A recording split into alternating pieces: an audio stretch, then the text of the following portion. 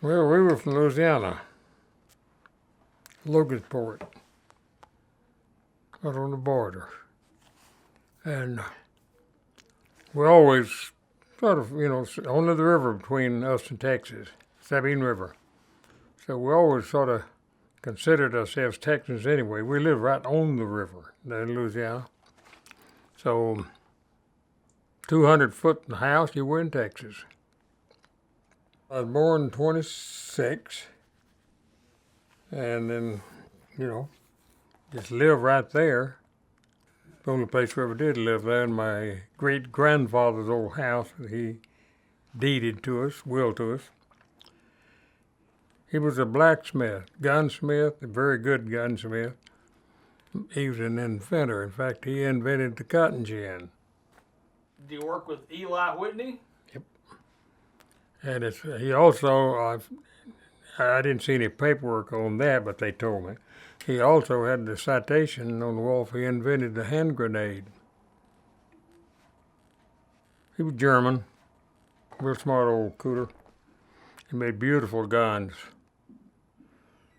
My dad was in the oil field business. He was a well tender, and so sent him to Horton, Texas.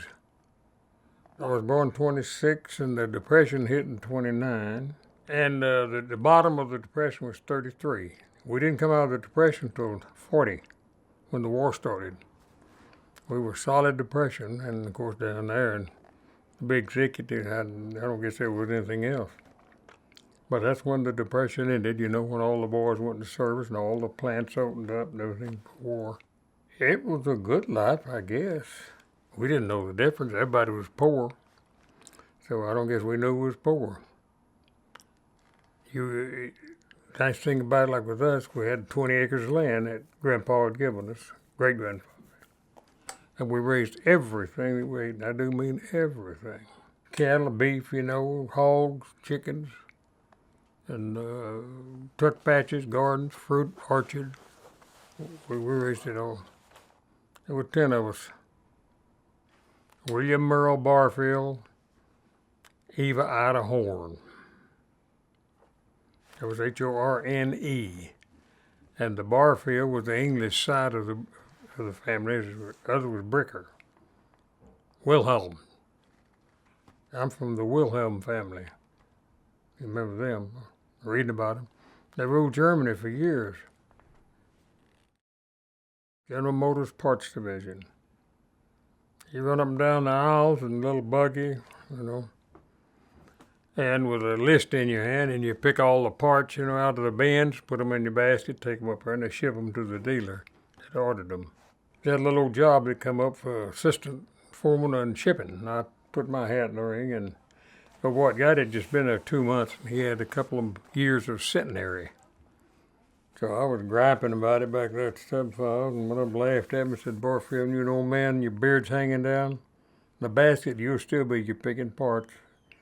Made me mad, so I quit. Pulled my apron off, throwed it in the basket, said, "Goodbye, boys, I'll see you." "Where you going?" "I'm going to college." I had no idea what involved. So I went up and told my boss, Mr. Bacon, I said, "The boys made me mad, I'm quitting. What you going to do?" I said, "I'm going to college." He said, "It's the best decision you ever made, Barfield." So I left and got out there and put my thumb up and hitchhiked 40 miles home. I hitchhiked down to A&M, 300 miles. And I got there, and there were only 2,000 students the semester before. And I was an out-of-state, and I checked around, and found out in-state's 25, out-of-state's 150. And hell, I didn't have 150. I had $50 was it. So I hitchhiked down to Bryan and got me a mailbox address. I was a citizen of Bryan, Texas. So when I went back out there, registered the next day, I had to go put my address. Fictitious. But they'd have a post office box. But when I got there, I looked there that morning, the veterans had all returned. There was better than 10,000 men trying to register. I looked at it and I thought, "Oh, Lord, I'll never get through that line." So I tried to figure out a way to get around it, so I went and got Mr. Stationery. Wrote a letter to the Dean of Admission, found out what his name was, and wrote him a letter, bogus. So I just went back to him, boys, and said, boys, I got a emergency message for the Dean. I got to get through. They just parted. Used to taking orders. I walked right up to the front door. I said, boy, 2 Aggies there with bayonets holding all those guys back. They wasn't ready either. They had no idea. So I said, I got to get in, deliver this emergency message. Give it to me. You can't go in there. I said, son, you leave that door. Do you realize what's going to happen? All these guys are going to flood in. And one of the old vets behind me said, he's right, boy. I said, let him through. So he stood aside and I went in, stuck that message in my pocket. 2 lines of guys that going to register. Had 2 windows. That was it. So I walked up there and I said, hey, little lady. I said, I had to give her a line of spiel about the message. I said, I'm in here and there's all those thousand guys out there. Won't you give me one of those blanks and I'll just fill it in while I'm here. She can't do that. You'll have to go back to line. The old vet in there and we just picked up one, said, he's telling the truth, lady. Handed it to me and I filled it out and put $25 with it, and I was in. Cost me a total of $250 to go to A&M. I got out, and I guess I started in 46 and got out in 49. Yes, they sent me a letter. Could have got it in there somewhere. Coming to our attention that you went to A&M under false pretense. Please come down and discuss the matter with us. I ain't never been back. I've been thinking about going back and making a donation to them. To make amends, I went to Fort Hood down there and got a job teaching ag school. Took me about 2 or 3 months to realize that wasn't my tea. Those kids there they wouldn't listen to you. They'd run the last 2 teachers off. Just flat run them off. They were army brats.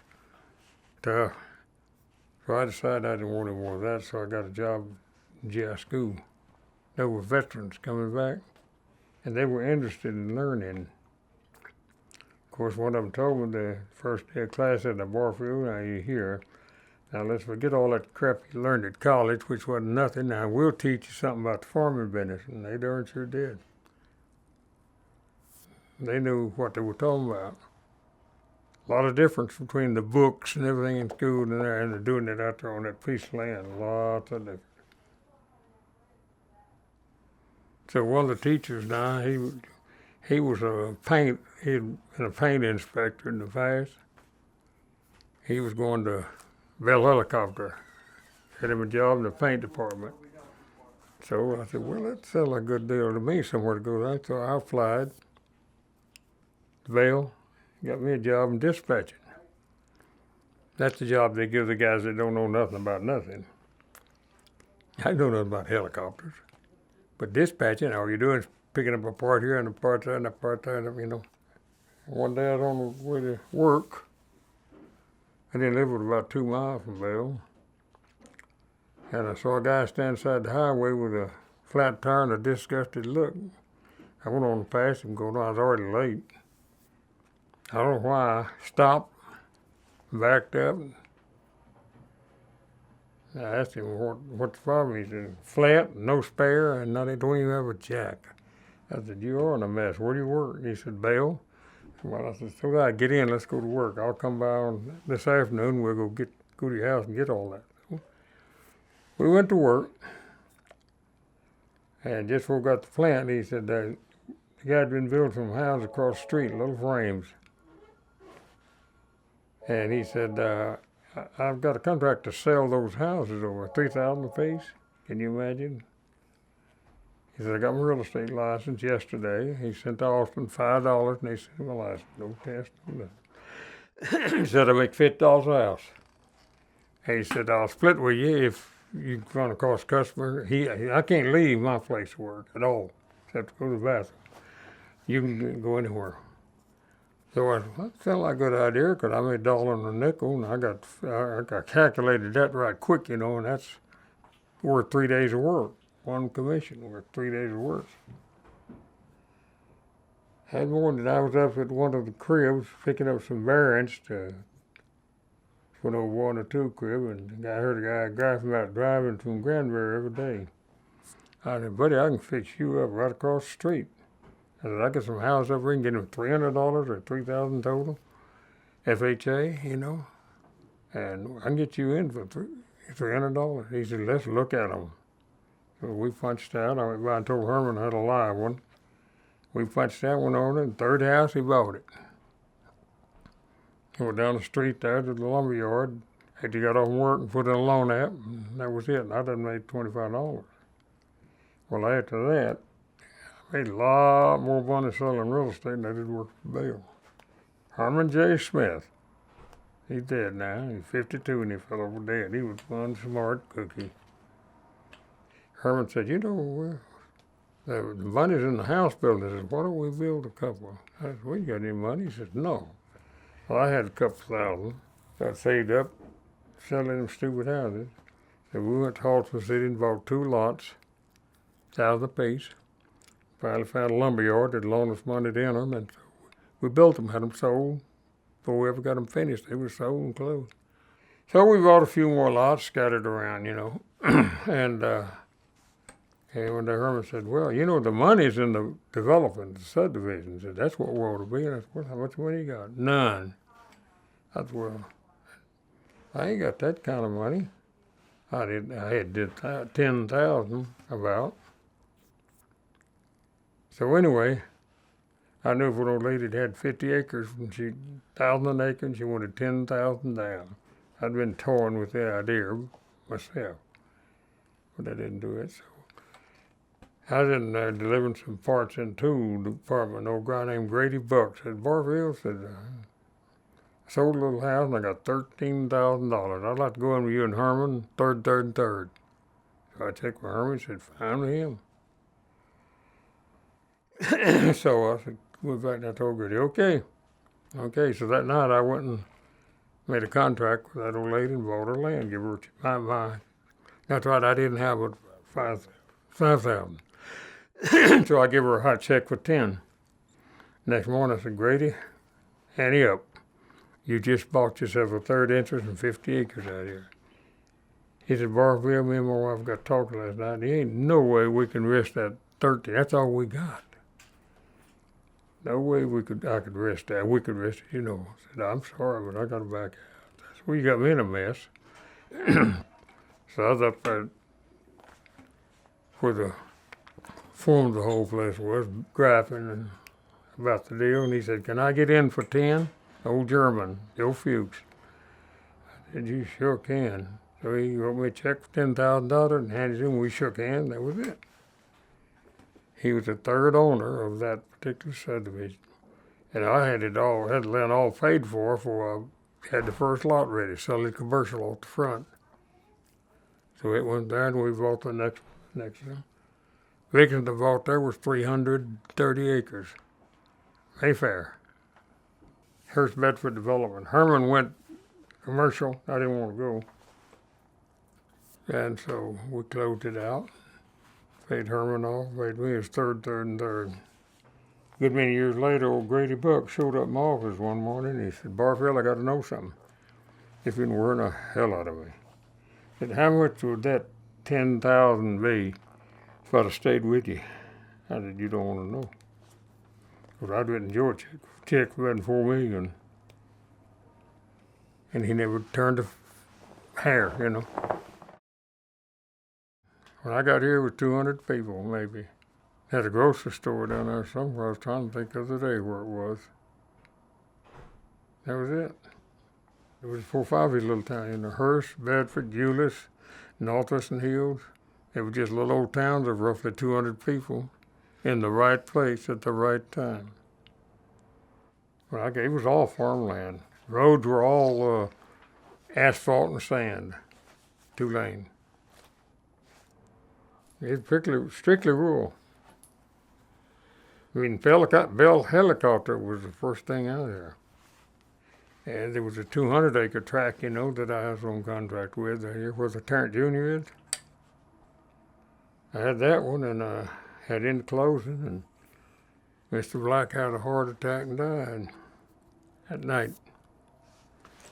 His wife was in the insane asylum and no heirs, not a one. So I didn't get it. I could have probably gone to court. But you know who got it? Tarrant County. So who got the land? They got it for nothing. Wasn't nobody around to contest it, so they just took it. I could have, like I said, I could have gone to court, probably won. Well, like I said, I had that 300 acres I was messing with, and plus other stuff. One time, Herman and I was working contract on that 10,000 acres where the airport is. Herman thought big. Thornbridge, I'm still out there. Still got some more land going to it. I got the villas. That's 94 lots. That's just zero lot line stuff, a lot of, you know. 7 units per acre. That's the only way you can work it now. And I got Iron Horse. It's 258 lots there. And like I said, I got Thornbridge North that I'm engineering. There's 5 subdivisions right now. 2 of them are just done. 3, one of them's completed. We just poured 3 slabs yesterday. Got it rolling. I don't build houses no more. I'm smartened up. I still look at stuff all the time. Interesting. I met him at church down in Sunset, Pecan Grove. Tracy Gowen. The preacher had been down to Promise Keepers. You've heard of them. And he met this guy there and his wife. They had just come back from Nigeria. So he invited the guy to come out to our church and preach. Sometime later, he showed up out there and he brought the message, and best one I ever heard. So I told the head deacon there, and I said, that's the only guy I've ever heard that was for real. We ought to adopt him. So we talked with him and so forth. We sort of adopted him. And the church started supporting him. I'll never forget, we all met there to stand out at the service over, stand out the organ, by the old organ, and all of them put their hand like that and said, "We'll support you." And we did. From then on, set up a deal called ECHO, E-C-H-O. I don't know what it stands for. But anyway, I was supporting them. I do now. I support that deal. The hospital is only 100 miles, and it's state of the art. And if you get sick, you out there in the bush somewhere there, you may be 5 days getting to the hospital. But then you're dead. Very few roads, very few. They're my orphans. I've got 2 orphan homes over there, one for the boys, one for the girls. We got a big farm over there. In fact, we produce better than 10,000 eggs a day.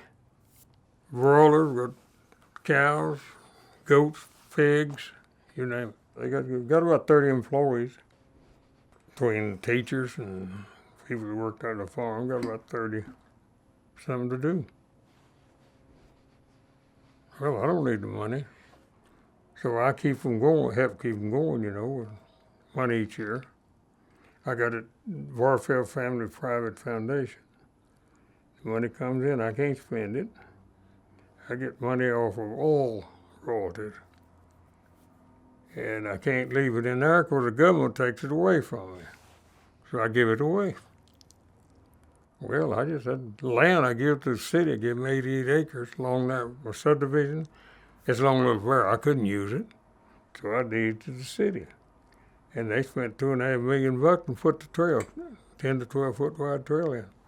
They say they got between 500,000 people a day using it, every day. Dorothy Jean. I've been married to her for 69 years. Met her on a bus. I was going from Logansport to Shreveport, caught the wrong bus. And I was on there, and then she got on 10 miles further down. I'd been sitting there, and an old lady got on and couldn't, was trying to stand up, and the aisles were full. So I got up, and the lady, you sit down, you can't stand up.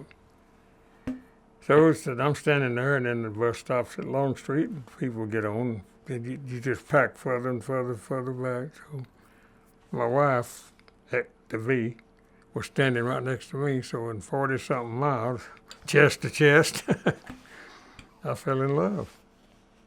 Or something. I kept after her, and so to marry me, I said I never really had a date with her. Didn't have no way to get nowhere anywhere. So finally she said, yeah.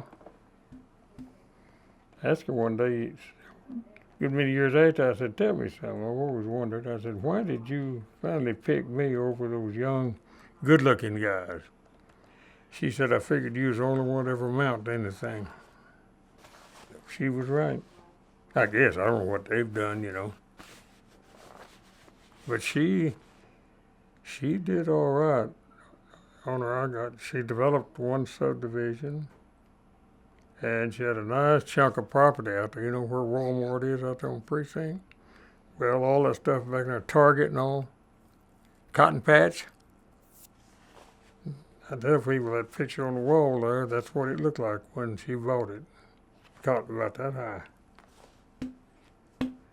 So she developed, and then she built a lot of houses. Somebody comes along with a piece of property, like I got John Pipstick back there working with me and Dustin. He's a property buyer. He pulls everything up, checks it out, and if I run across a piece somewhere, I kind of like the looks of it, I have John check it. Well, he'll pull it up, we look it up. First thing we check for, where's the drainage? If you got to put holding ponds in, you're talking about $1 million a piece. I got one out there, it cost me $1 million. Drainage is very important. Also, where's the sewer? How far off-site have you got to go to get to a sizable sewer? But you got to consider all of those things, and then you got to consider where the property is. I mean, you may find a piece of property that you could do, but it's in the wrong location. It's not good for a $600-800 million house. There's a lot of little 5, 6, 7 acre tracts left, but they're no good for it too. They'll work with TOD. For 7 to 8 units per acre, it'll work. But you got to get the city to realize that. You got to educate them. If we could go into a spot there and where you got one old house sitting there on a 2 acre tract. How much taxes? None. Well, what if you had you had 14 houses on that 2 acre tract? 14 $250 $300 houses, 200,000. Look how much taxes you'd take a bunch. Well, their cities are beginning to find that out. You just think, how many people do you know that's 91 still kicking? I mean, the doctors say my heart's in good shape, my lungs are in perfect shape, And I still get up every morning, do my exercise, walk, come to work. I can still sit right there at the desk and make $1 million or so a year without any effort. A lot of people can't do that.